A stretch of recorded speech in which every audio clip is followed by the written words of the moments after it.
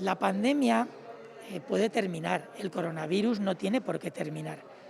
No sabemos qué es lo que va a pasar con el coronavirus, no sabemos si se quedará como una enfermedad de fondo permanente, como tenemos la gripe y algunas otras, no sabemos si desaparecerá o no sabemos si tendrá ondas epidémicas o pandémicas periódicas, no lo sabemos. Ahora mismo estamos en una situación muy favorable en la que la enfermedad no es en general grave, sí que genera casos graves y cuando tenemos incremento de la incidencia ese número de esos pocos casos graves también suben, pero lo cierto es que la situación ahora es muy diferente a lo que vivíamos en el 2020 y hay que entenderlo así. Tenemos herramientas como la vacuna que nos ayudan a estar en una situación muy favorable.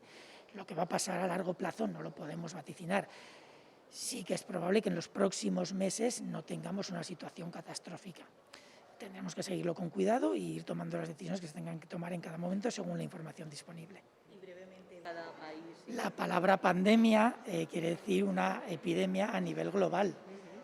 Por lo tanto, ante un problema global hay que dar respuestas y coordinadas globalmente.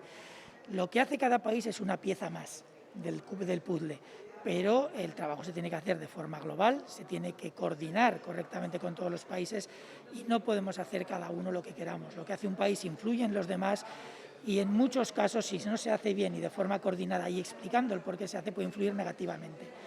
El mundo tiene el mismo tamaño, pero nosotros con nuestra tecnología lo hemos hecho cada vez más cercano y más pequeño, si podemos decirlo. Por lo tanto, no podemos pensar que estamos aislados del resto. Tenemos que actuar globalmente ante problemas globales y si entendemos eso, la respuesta a la siguiente pandemia será mejor aún de lo que ha sido para esta.